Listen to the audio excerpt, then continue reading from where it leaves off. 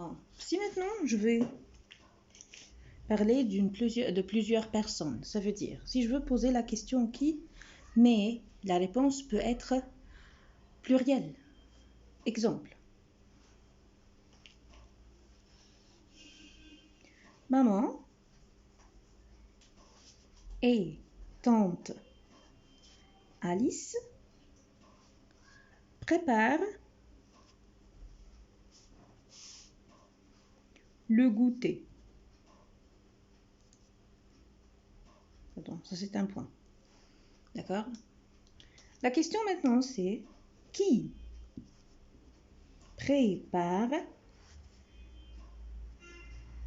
le goûter?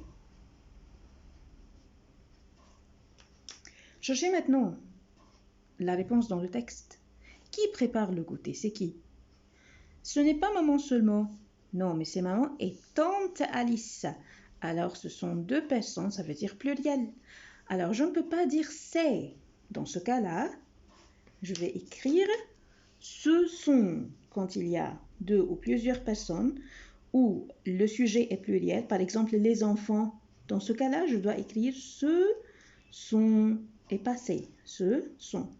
Puis, j'écris les noms ou les personnes. Ce sont maman et tante Alice. Puis j'écris, je copie le reste de la question. Qui prépare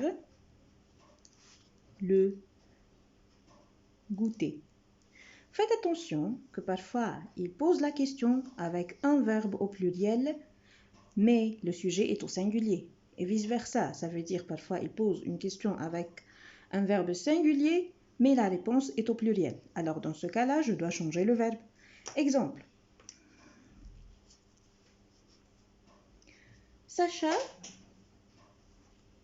répare la voiture. Maintenant, la question qui répare la voiture. Regardez ici, le verbe réparer est au pluriel. Il y a ENT. ENT, ça veut dire le verbe est au pluriel. Mais la réponse, est-ce que la réponse est plurielle? Voyons comme ça la phrase.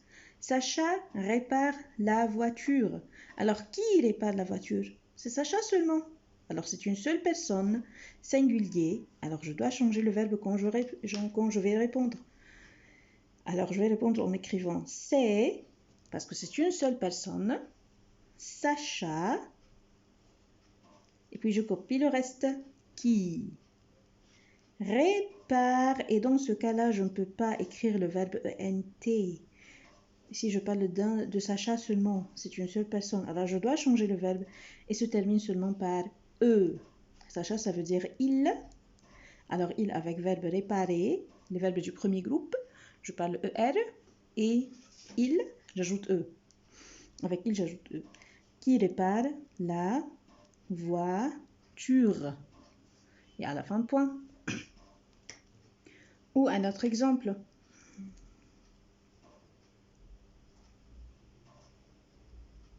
Papa et mon oncle poussent le bureau.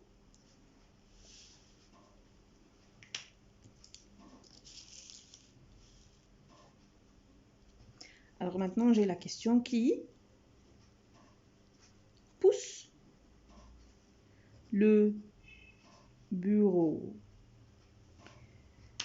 Regardons ici le verbe. D'habitude, oui, je garde le point d'interrogation et je garde la phrase telle qu'elle est. Alors, si je vais commencer à répondre, je dois d'abord chercher la réponse dans le texte.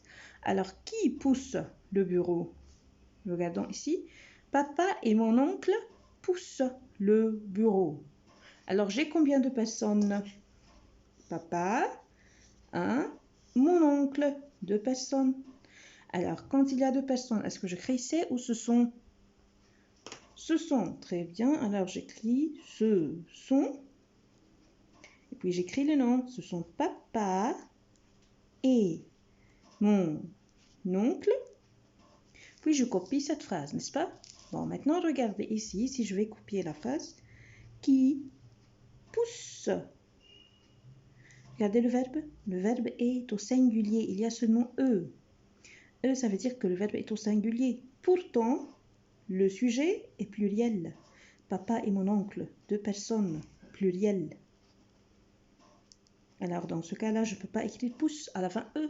Je dois changer le verbe et je dois mettre la marque du pluriel. Alors, j'ajoute ENT. Pousse le bureau. Et à la fin,